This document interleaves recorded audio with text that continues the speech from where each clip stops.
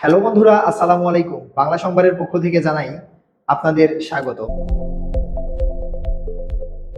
তারপরে দেখেন, শব্দের শেষে যদি হয়ে জফলা থাকে তাহলে তার উচ্চারণ হয় জয়ে হস ঝয়ের মতো, জয়ে হস ঝয়ের মতো। যেমন দেখেন, সহ্য, ঐতিহ্য। সহ্য বানানে হয় হয় জফলা শেষে থাকার কারণে জয়ে হস ঝয়ে উকার হয়েছে। ঐতিহ্য বানানেও কি হয়েছে, বর্গীয় জ এবং ঝ হয়েছে। তারপরে দেখেন, শব্দের প্রথমে যদি জয়েও থাকে তাহলে তার উচ্চারণ হয় গয়ে জফলা, তার উচ্চারণ হয় গয়ে জফলা চন্দ্রবিন্দু। শব্দের উচ্চারণ বানানে যদি জয়েও থাকে তাহলে তার উচ্চারণ কি হয়, গয়ে জফলা চন্দ্রবিন্দু। যেমন দেখেন, জ্ঞান, যেটা আমাদের খুবই কম।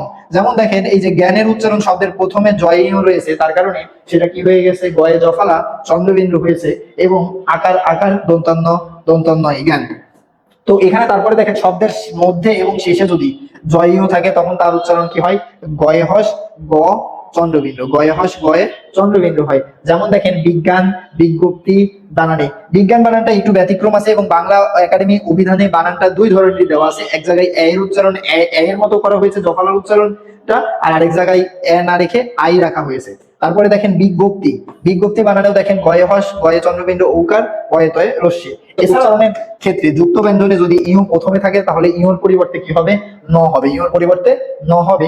এবং যদি যুক্ত ব্যঞ্জনে যদি হচ্ছে ইউ দ্বিতীয় ব্যঞ্জন হয়, ইউ যদি কি হয়, দ্বিতীয় ব্যঞ্জন হিসাবে থাকে, তাহলে তার পরিবর্তে উচ্চারণে চন্দ্রবিন্দু হবে। এখন কখন বুঝবেন এটা প্রথম ব্যঞ্জন যুক্ত ব্যঞ্জনে, আর কখন বুঝবেন এটা দ্বিতীয় ব্যঞ্জন? যেমন দেখেন, আমি একটা শব্দ লিখলাম এখানে সঞ্চয়,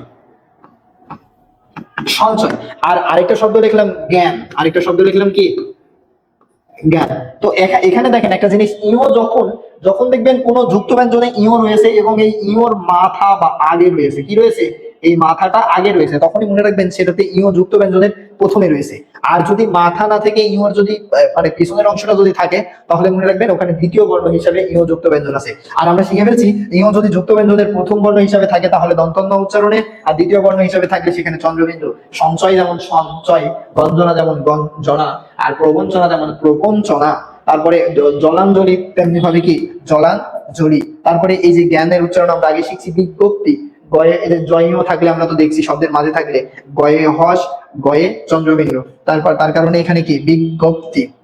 তারপরে বিজ্ঞান, তারপরে অকৃতজ্ঞ, অভিজ্ঞ, এই যে প্রজ্ঞা উচ্চারণ গুলো। তো আমাদের এখানকার মূল প্রধান বিষয়টাই ছিল এটা, যদি ইউ যদি যুক্ত ব্যঞ্জনের প্রথম বর্ণ হয় তাহলে তার পরিবর্তে দন্তান্ন, আর ইউ যদি যুক্ত ব্যঞ্জনের দ্বিতীয় বর্ণ হয় তাহলে তার পরিবর্তে চন্দ্রবিন্দু হয়।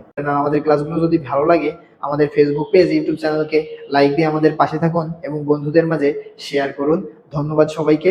আসসালামু আলাইকুম।